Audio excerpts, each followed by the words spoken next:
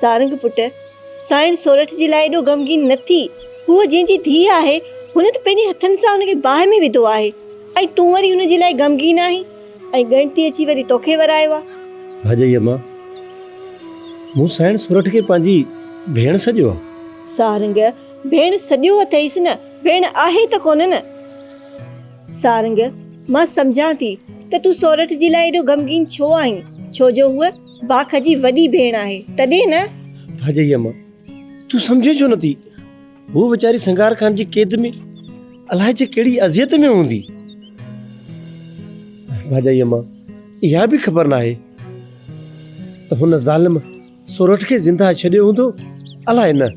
हा सारंग, चई तूं बि सच थो।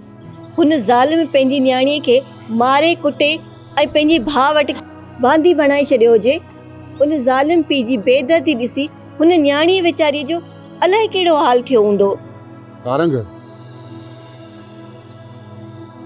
चइबो त तुंहिंजो हुन वॾेरीअ सां अञा मेल जोल आहे, त तोखे इहा बि ख़बर पइजी वई त सालार खान पंहिंजी धीअ खे पंहिंजे भाउ संघार वटि कैदी बनायो आहे।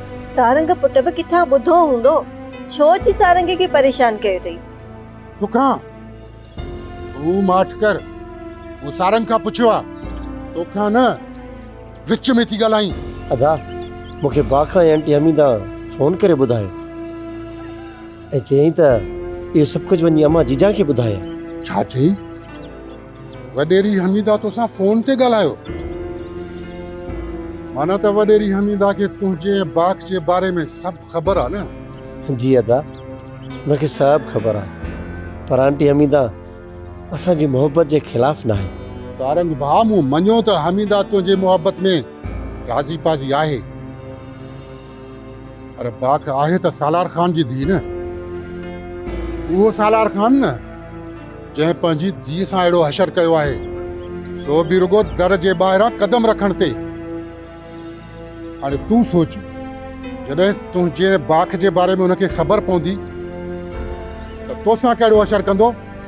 सोच मुंहिंजा भाउ, थोरो सोच। वॾो भाउ आहे तुंहिंजो, जेको कुझु चए थो तुंहिंजे भले जे लाइ चए थो। भाॼई अम्मा, अदा कॾहिं मोहबत न आहे कई, मोहबत करे आहे न, त अॼु मूंखे इहे लफ़्ज़ न चवे आहे।